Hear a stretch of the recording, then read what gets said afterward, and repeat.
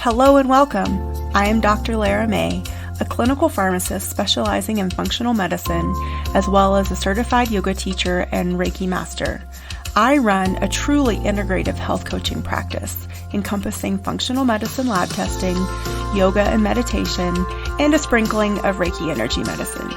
Join me here on Light Body Radio to break through your health plateau and come into alignment with your natural vitality.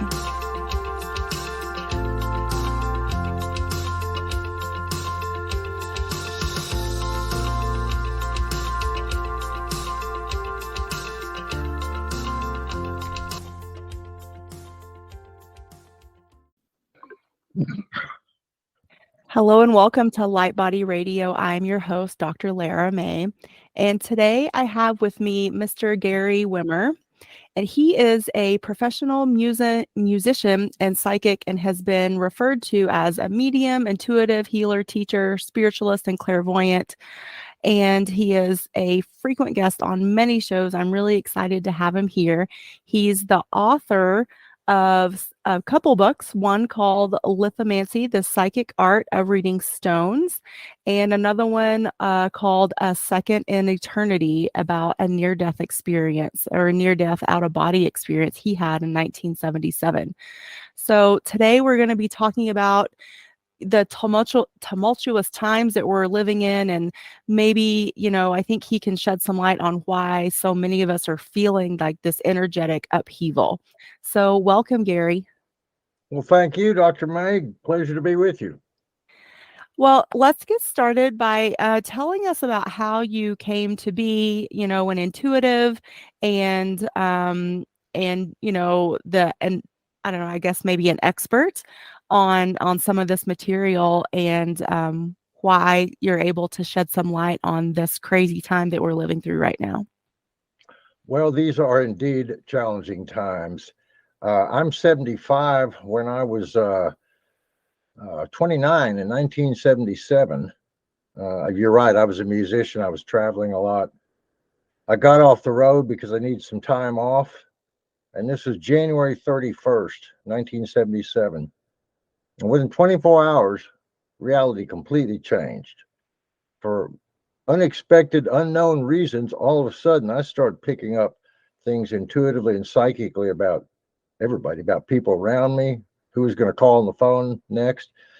Now, I'd been given psychic readings since the early 70s. In college, a lady did a horoscope for me and said, "You have a lot of natural intuitive ability." Well, I was an electrical engineer and a musician, and I didn't think about it that much until I got out of college and started giving readings and started realizing, wow, I actually do have a real knack at this. I grew up with 6 brothers, 2 older, 4 younger, and 2 of my older brothers were a double and a triple Sagittarius, born exactly a year apart, December 8th. 1945 and 46, 47, I come along, Scorpio, November 8th. So I was always dealing with this superiority complex of my older brothers. And that probably was one reason I went inside a lot, intuitively and spiritually. Played music, was an artist more than anything. In 1977, like I said, on January 31st, 1977, I started feeling everything different. That evening, that night, the next night, I could pick up conversations with people around me. It got kind of scary kind of quick because I didn't know why this was happening. I didn't know how to turn it off. I didn't know what it was, but it kept getting more and more intense. I'd walk down the street and I could feel people's thoughts.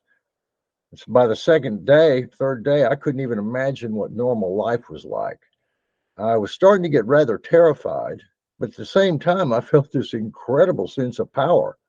It was the strangest, thinnest tightrope of reality, or stretching beyond reality, that I've ever been on. I didn't know why, I didn't know what. And I'll give you just a couple examples of this. My intuitive abilities, my psychic ability, my intuition built up so strong that I couldn't just do normal things. I was either picking up stuff about people, or I was kind of projecting stuff into the world. For example, I'd look at a stranger 3 blocks away Mind you, my mind was racing constantly, so I couldn't put it at ease and didn't know what I would do if this wasn't overtaking me, because it was. But I'd look at a stranger Mhm. 3 blocks away and I'd think, scratch your head and point to that building, and they would do it. And I didn't know, did I make that happen? Or did I just happen to pick up that that was about to happen and choose that to? I couldn't tell the difference. I couldn't Mhm. tell the difference between creator and witness. My roommate one day walked in with a newspaper and I could read the headlines through his eyes. He threw the paper down and I'm just staring at it. It was an article about Jimmy Carter in 1977. A couple of days later, he and I went to a club and I got couldn't take the noise in the back with the band and all that. Came out front, sat at the bar, trying to be nice and quiet, peaceful. Thought about taking a walk outside to get some air, and all of a sudden, I feel like I'm outside in the same place that 30 minutes earlier when we were walking in. I got a strange sense of intuition right outside the door. Now I'm standing outside the door, and four people are walking in. They walk right through me. I open my eyes. Nope, I'm still here on the bar stool. The door opened, and the four of them came in exactly as I'd seen. I started picking that up. My roommate came in, asked me what I was doing, what's happening, how come I'm not dancing, and I thought about explaining this to him. Decided it was better to just show him. So I said, bet you $10 I can tell how the next people coming through the door are dressed, completely out of the clear blue. He put $10 down, and I won. 10 Mhm. more? Yeah, you cheated. You're just outside. No, no. Ask these people around me. So the second time I did it, he just blew him away. That evening when we were going back home, he was real concerned about me, and I was real concerned too because normal life had just dissipated. I couldn't sleep for days. I was picking up things all the time about people. I could tell, like I said, who was going to call on the phone yet. I kept seeing clocks, and then I'd see someone later, and I'd look at either my clock or if I was over at their place, a clock on their wall, and it was the same clock I'd seen 30 minutes earlier with the exact time that I'm in their house. The synchronicity was Mhm. incredible, but I still didn't know why I was going through this. I'll just give you another example because there was no neutral. I couldn't ignore this. I couldn't just turn it off. I wish I could. Well, on second thought, no, I'm glad I didn't because of what I found, what I discovered. Mhm. But my friend and I were in a bar one time and he's concerned. He's asking about me, saying, is this still going on, this intensity? I said, absolutely. Well, what's it like? And again, rather than trying to explain it, I saw two ladies in the far end of the restaurant and I asked him, turn around, see if you know either of those two ladies. He looked over and said, nope, those I know. And I said, well, I'm going to have the brunette who's facing away from us in the farthest point of the restaurant. I'm going to have her write me a letter. He said, what do you mean? I'll just have her write me a letter, completely harmless, blah, blah, blah. We're eating dinner. He completely forgets about that. But about 10 or 15 minutes later, the two ladies come walking by, and the brunette who I'd been thinking about, and I'd been sending her a vibe, a picture, a laser beam directing over to me. I didn't walk that way, didn't look at her. I just thought, write me a letter, write me a letter. The guy in the blue shirt here. As they walked out, she threw a napkin down on my table. And in big, bold letters, she had written, why are you doing this to me? I got chills. I started realizing I'm affecting everybody and everything. Mhm. Now, through this period, I kept feeling these guardian angels kind of watching me because the world didn't make sense. This escalating psychic Mhm. ability makes sense. It was haunting, but like I said, amazingly interesting and empowering and fascinating. But I couldn't handle it anymore. I kept feeling these guides, and they seemed to name themselves the monitors, or I called them that, and they agreed. That was fine. I didn't see them, but I kept feeling them. Long story short, after a week of this intensely escalating psychic ability, my roommates, my friends, a lot of people were very concerned about me because I was not acting normal and I didn't feel normal. Mhm. But had I not felt the presence of these monitors, these guides, I would have gone completely berserko. In fact, after 8 days of this, on February 7th, 1977, after 8 days of this escalating ability, I was scared to death. I was racing down Guadalupe Street here in Austin, Texas, crying, screaming, praying, scared to death. I couldn't take it anymore. And there was a lot of pedestrians on the road that night, and they're all looking at me like, what's going on with this guy? I didn't want to explain it. I didn't care what they thought.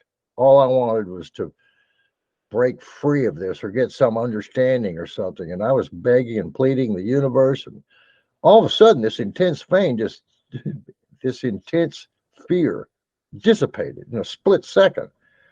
I look up and there's this huge light right above my head, like a spotlight. I looked around and none of these people who were staring at me, because I was in the middle of a big circle of concerned people, Mhm. screaming and crying and praying. All of a sudden, I was completely fearless.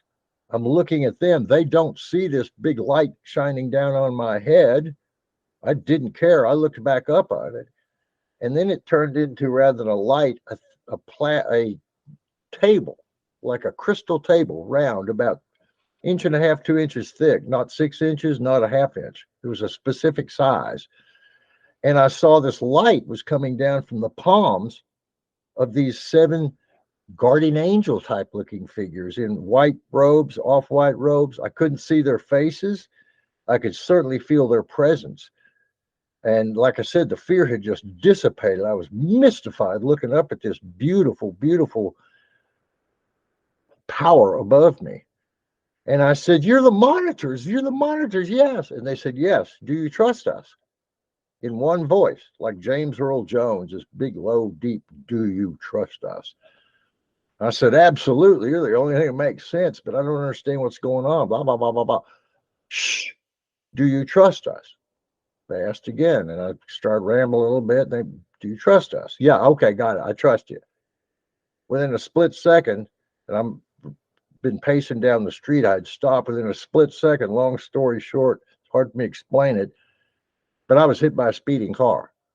I saw my own body. I'm outside of my body, seeing the car tumble around my body or my body tumble over the car. And I felt a sort of a humorous sense of detachment, like, oh, that's just what happens on Earth. In no time, I was expanding outward like the surface of a balloon, not like an arrow, but going out in all directions at once. I saw the whole Earth from 360 degrees, North Pole, South Pole, all around, because it was collapsing inside my psychic or spiritual mind. My body's laying on the street in concrete with people screaming and hollering, all concerned. Mhm. I kept expanding and expanding. I expanded beyond this solar system, beyond this galaxy, beyond the universe. And when I crossed over the edge of the universe, going out in all directions simultaneously, I felt like it was just a thought, an imagination. I never even thought about it, looking at the universe that way.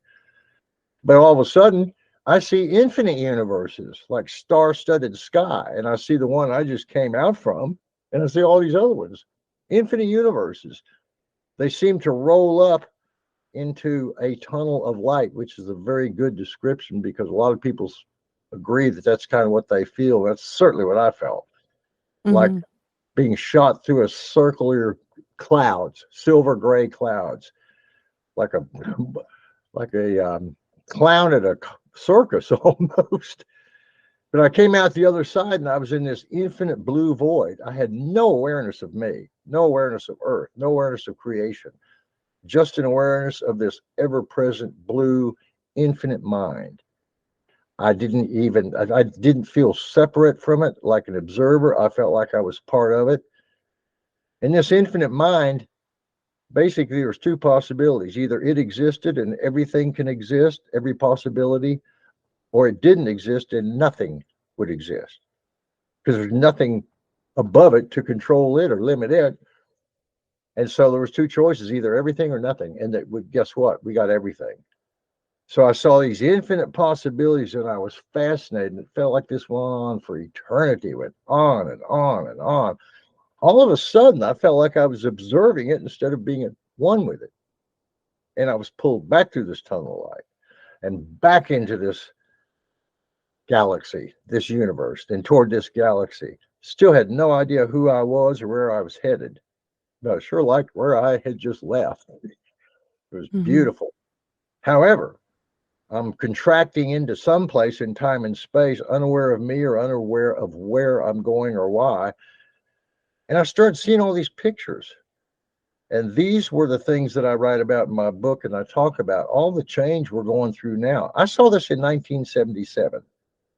Nobody could imagine teenagers or young kids having AK-47s and shooting up schools. But I Mhm. saw that. I saw the flooding of the Mississippi many times. I saw earthquakes, volcanoes. I saw the political turmoil we're going through. And it was pretty frightening on one sense. But then the next series of images I saw were the world to come. Whether it's 50 years or 100 years, the age of peace, the age of Aquarius, the second coming, the enlightenment of humankind. It's not doesn't happen on a particular date, but we're going from chaos, which is happening now, for the reason, very simple. We get to see all the holes in the boat and the flaws in ourselves and in our systems so we can fix them. Because you can't fix anything unless you see what's broken. So we're all getting a chance to see what's broken. And that's why this big turmoil going on now. So I saw as I'm coming back into my body, not even knowing who I am or where my body is, I saw lots of pictures of what we're going through. Scared me. I saw lots of pictures of the world to come, very beautiful. And then I saw these pictures of somebody playing the piano and being a psychic and a musician. I didn't know who that was until all of a sudden I see my body down in Guadalupe Street and people screaming and hollering and this. And I looked at it like, wow, that's me. And I jumped into my body. Now I Mm. had just been to heaven. I jumped to my feet. I felt no pain. I was stunned and shocked because I just been to heaven and back. Inexplainable, incomprehensible.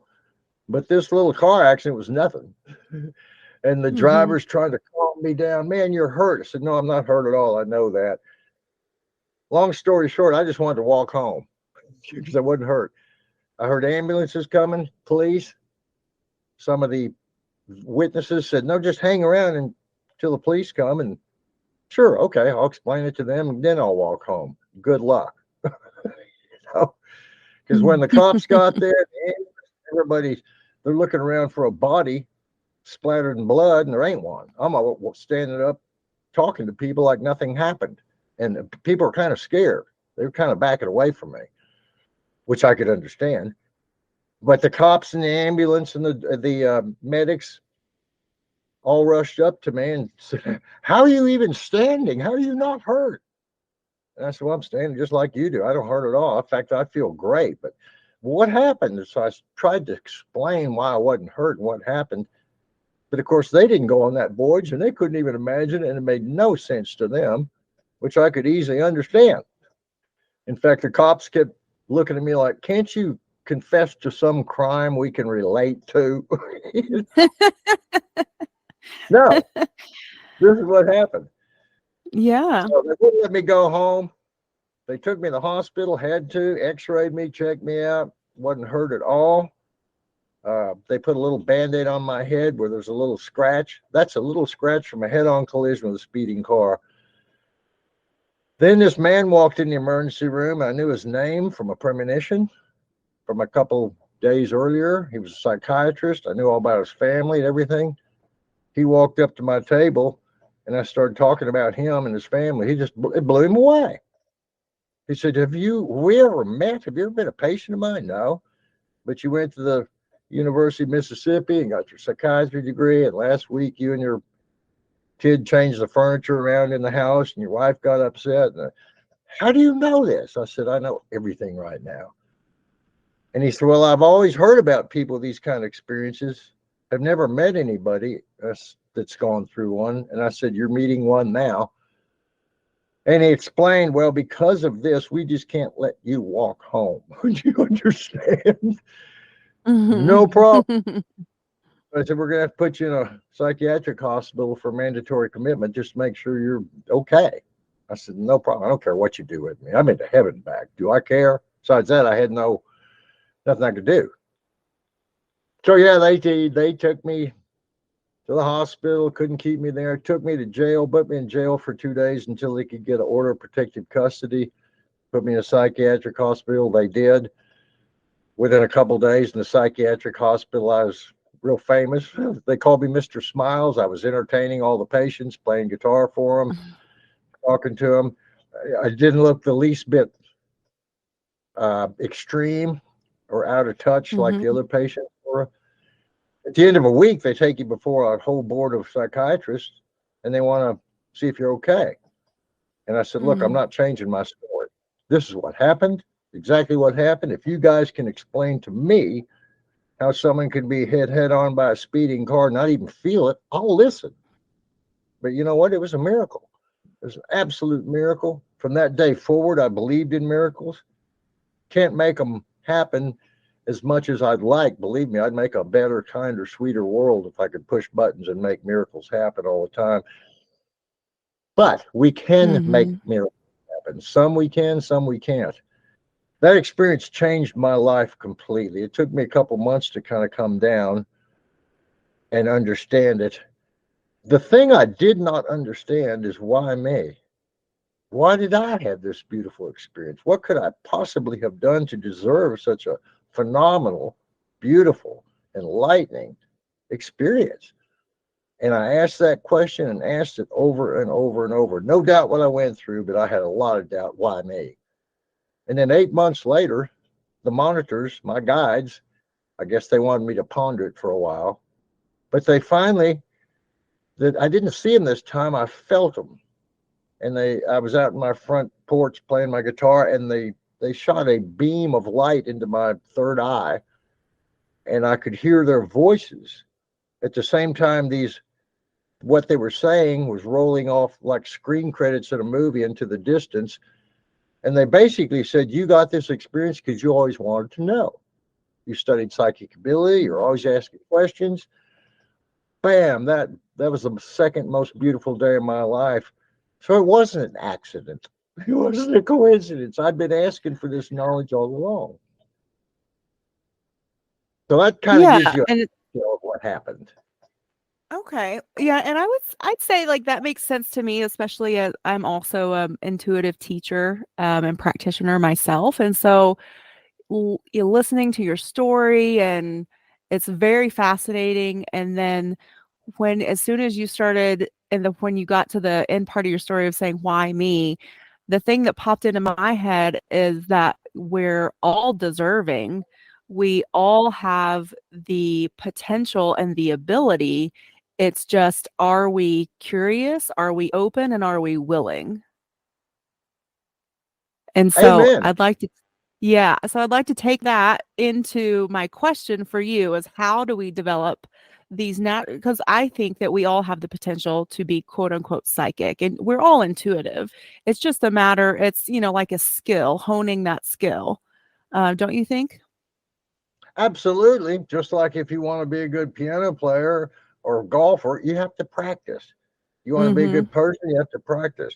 You want to develop your psychic ability, you have to, first of all, give yourself the right to even try. And second of Mm-hmm. all, practice. We're all connected to infinite mind. That's one thing I clearly understood. And to this day, I encourage people to pull on that umbilical cord, make it work for you. Yeah, in a practical sense. And this is because I went through a week of solid seeing symbolism with everything. I realized that we can see symbolism in our current life on all the time, but we have to choose to practice that. Another thing I realized from my experience is our higher guides, infinite mind, all the levels of guardian angels, guides we have above us, they know the rule. And that rule is we came here Mm-hmm. with free will and they do not have the right to interfere with it, period. Uh, Right. that's just Yeah. even That's if one of, they can, yeah. you can drive down the Yeah. street and drive on a sidewalk and run over people. You know not to do that. You know, the same thing. Well, and I Yeah, and now, especially in the context of this conversation we're having, I'm feeling and getting this like deeper understanding of that's why these near death experiences are things that like seem so drastic to our human minds. Sometimes that's what has to take place in order for us to get out of our humanness to allow our divinity, our oneness to actually reemerge and come through, and for us to be willing to say, yes, I'm ready and real, willing to talk to my guides, talk to my angels, talk to God, however you want to call it, that oneness of mind that you're referring to, because we have so much of this stuff that we're trained out of as kids and adolescents growing up in this culture.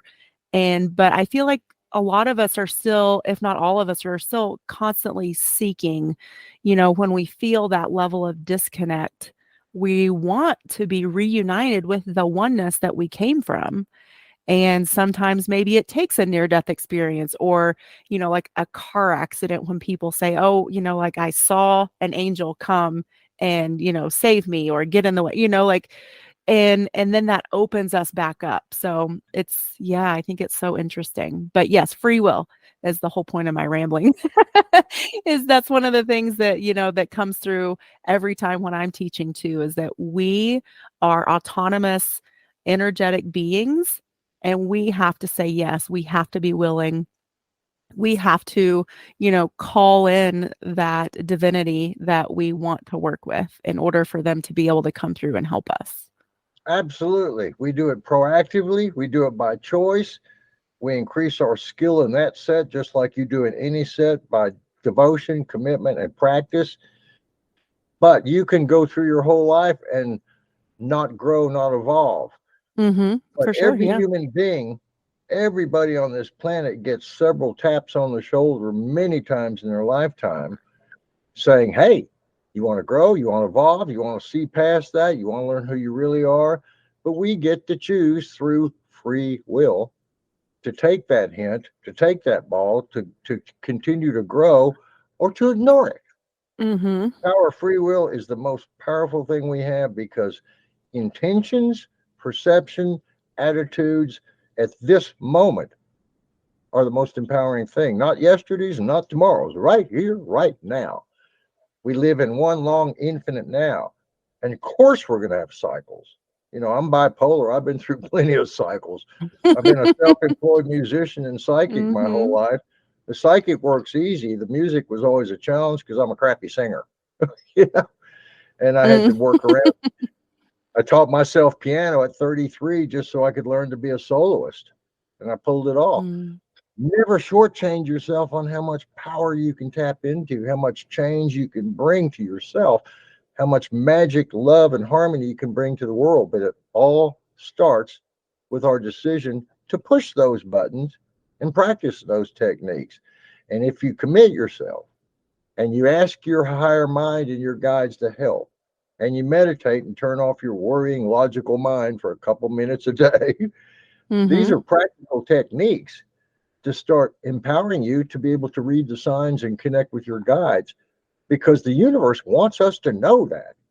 If today's chaos isn't enough to affirm, yes, we need to grow and evolve and learn some new things, I don't know what is, because that's what the whole Yeah. universe is trying to show us right now is go to Yeah. a higher mind, go to higher mind. I think there's also this level of the free will is like the entry level, and then beyond that is like we need to start taking like radical self-responsibility for our energy, for our connection, for our potential. Um, like I don't know why that popped up, but I think Oh, it's but that's a there's great term, radical responsibility. I love that. That's great. yeah, so that's first that I could definitely tell you and I are definitely attuned and channeling right now too as we're as we're having this conversation. Because it's one thing to say, okay, yes, I want to develop my intuition. But with that saying yes, that free will choice also comes responsibility where you can choose, because we live on earth, there is polarity here on earth. So you can choose light, you can choose shadow, even though ultimately it's everything is a oneness beyond this plane. And so I think it's important too, if we're going to talk about this, because I've had students come to me and say, well, I feel, these shadow presences around me. How do I get rid of them? Or, different things like that. Or people, they come to different levels of intuitive and psychic work, and yet there's still this element of victimhood, of I'm being attacked, or, you know what I mean? And so I Yes. feel like, Hmm. yeah, I feel like with this responsibility comes like, okay, well, it's our responsibility to align and connect with the light, and to attune ourselves to the higher vibration, and be champions of the light, and sort of stewards of, maybe this will take us into what we're calling the grand awakening. What do you think about Absolutely. that? I'm 100% with you on that. It is a grand awakening. It's a huge universal, or at least on Earth, shakeup, but it's necessary. We need to address our problems, both on a political, social, economic, world level, and on a very personal one-to-one level. Those are both happening right now. Those It's becoming obvious that there's a lot of things we need to work on individually and Mhm. collectively. But we can remain stupid and selfish and arrogant, or we can be part of the solution. And everybody can be part of the solution. And I encourage everybody to, regardless of how complex and crazy and confusing the times may be, there's light at the end of the tunnel. It's not in vain. There are no accidents, there are Mhm. no coincidences. This is higher mind manifesting and showing the whole world what needs to be fixed so we can do it. And the irony of it is, Yeah, and whether you talk about your experience, sorry, I my didn't mean to experience, interrupt or you. any lifetime, I, I think it's just infinite mind seeing itself in infinite ways. I think every lifetime is infinite Mhm. mind seeing itself. We're just caught in our own little soul body experience on this particular channel, on this particular route. But all incarnations are basically, in fact, everything is basically infinite mind seeing itself, just infinite mind seeing itself. Mhm. And if we even just accept that premise as maybe that's possible, then we start opening those links to tap into it on a practical level, because we grow spiritually and psychically. Right, Yeah, I think we grow spiritually and yeah, psychically not to get a gold star from God, but to make things better here now in life. right. I mean, if we even think about, like, how Einstein approached, his whole body of work, he would take naps, and he would have these breaks and these periods where he would just think about what's possible. And so look at where that's led us. Tesla would think about what's possible. And so if we think about from the scientific end of things, we're always hopefully thinking about what's possible and what that can unfold. We can do that with ourselves and our connection to the divine, our connection to the unified mind, our connection to each other, to nature, to evolution of love and forgiveness and compassion. Because I think, uh, more than anything, especially right now, at least what I'm hearing come through, is that this time of chaos that we're in, all of this conflict and polarity, I feel like is challenging us, and especially those that are already connected and attuned and ready for the work, really encouraging us to come through and practice what we preach. And like, we talk a lot in the intuitive world about self love, compassion, unconditional love, divine love, but what does that really mean? And so I feel like this is really challenging and encouraging us to apply that. So when we, see people that we don't agree with, or that maybe are struggling with their shadow side and living in the shadow in this lifetime, bringing through that love, bringing through that compassion, and having that be part of the solution, instead of just beating the drum of conflict all the time. That's true. ironically or sadly, or whatever you want to term it, humankind tends to learn through banging its head against the wall and then Yeah, figuring out, yeah. oh, maybe don't do that, you know. Uh, but you were mentioning someone like Einstein. I think this is like a very highly evolved spirit who came here to help us understand gravity and time and space and relativity and so forth. And yeah, he just walked out and thought about it, and it came Mhm. to him in a way that he could eventually hire good mathematicians to help him work out the math for his theories to be understood. And to this day, I think, okay, maybe it shouldn't be a theory, it should be a law. But the difference between laws and theories are technical. So it's still considered a theory, relativity, and so forth. Mhm. But we use it all the Mhm. time. And here, this one human being gave it to us, brought it to us. We all have a gift to bring to the planet. Moral story.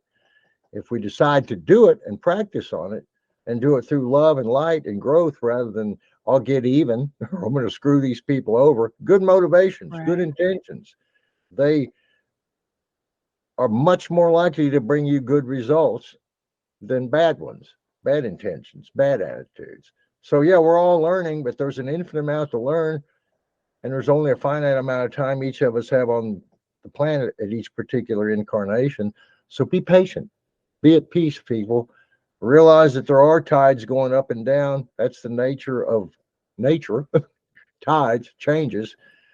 But Mhm. we do have a connection to peace, happiness, creativity, infinite mind, understanding, growing, evolving. But we do have to practice it, choose it. And that's where mastery comes at anything decisions, choice, practice. So to the listeners, to the readers, stay encouraged, folks. It's just a transition. The other side of this transition is getting everything fixed. Good.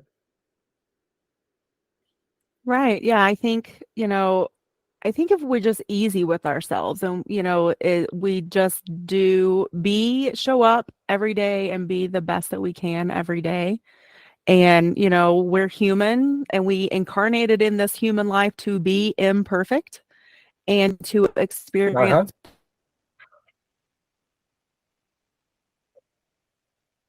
a constant in this human life. Like we can experience more light than shadow. We can experience more love than fear.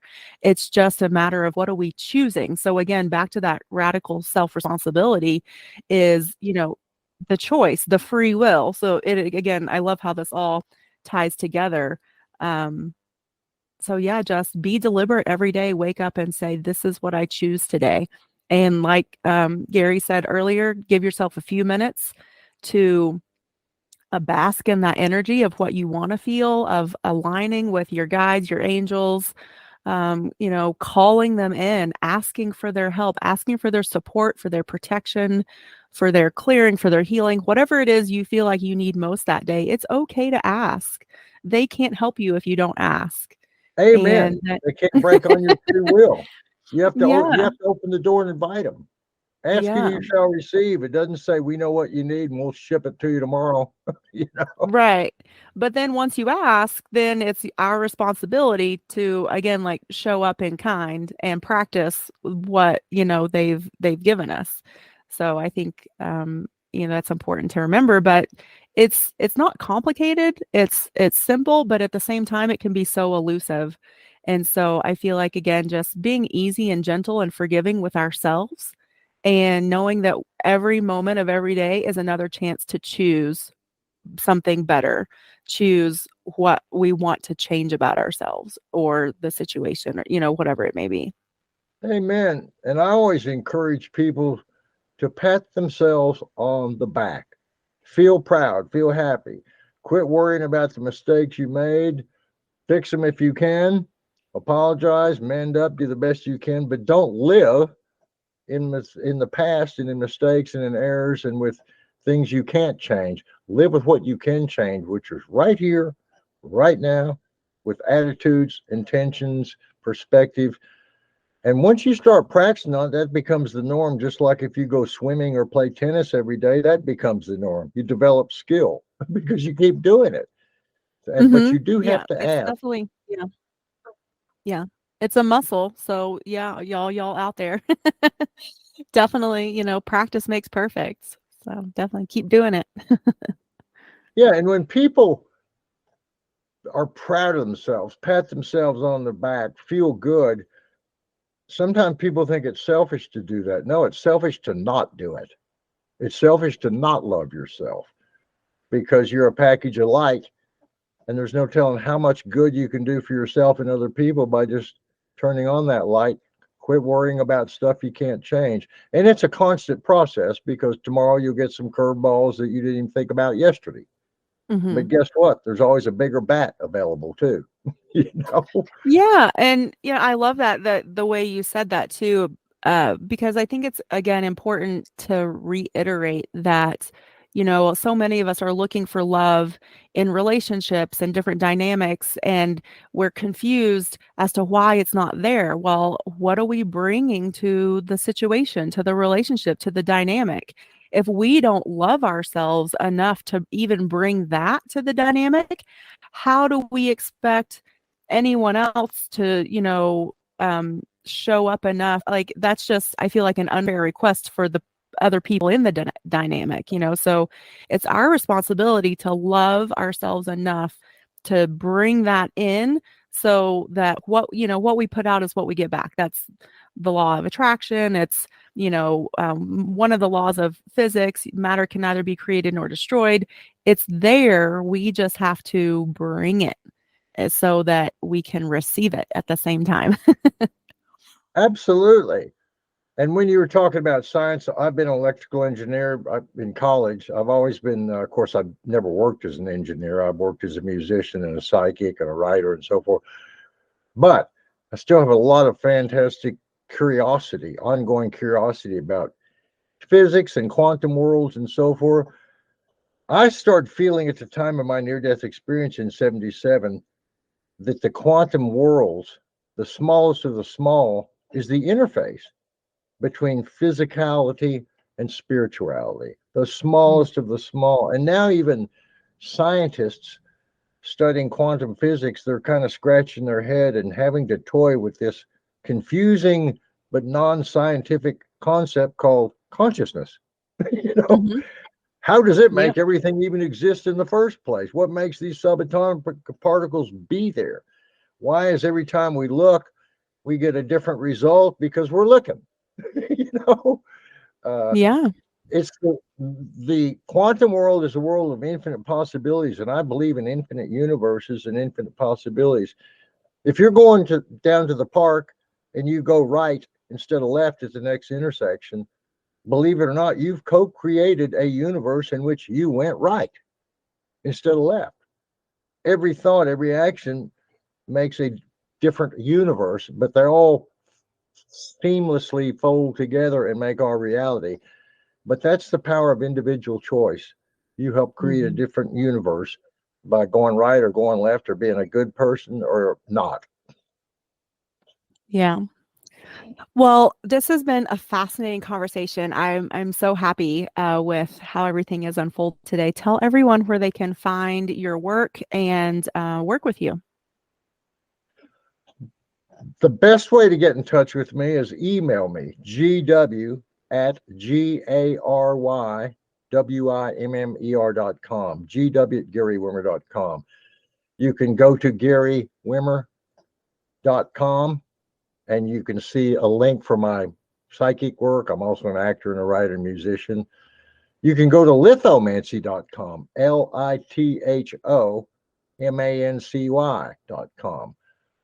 That's the method I use of reading stones, which I learned from a lady in 1980, one of the most gifted psychics. I'm one of the few people who uses that methodology of lithomancy. Or you can call me and leave a message. You'll get my voicemail because I get constant telemarketing calls. 512-707-0836, Austin, Texas. Leave a clear message with your number. So you can email me. You can go to GaryWimmer.com. You can leave me a message, 512-707-0836. And there's several ways to get in touch with me. My books, A Second in Eternity and Lithomancy, The Psychic Art of Reading Stones, are both available on Amazon and Kindle. so you can find my books. And yeah, I love helping people. I've been to hell and back emotionally, psychically, mentally, financially, you name it. So I feel like I'm very fortunate because I got a lot of curveballs in life, a lot of disappointments, but a lot of growth. So I can help other people because I've been through the meat grinder a couple times, you know. Mhm. And I encourage people to stay empowered.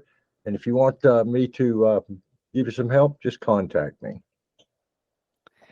All right, everybody. Mr. Gary Wimmer, again, we're so happy to have you here, and we appreciate your time and all your wisdom and all your experiences, all the ups and the downs. And so, again, go to his website, go to Amazon to find his books. If you are looking for all of this information in one place, it's on my website, drlaramay.com, in the show notes. So just go to drlaramay.com/podcasts, and that's where all the show notes live for all the episodes. And yeah, so we'll catch you guys on the next episode. Bye, everybody. Thank you, Doc. Thank Appreciate it. you.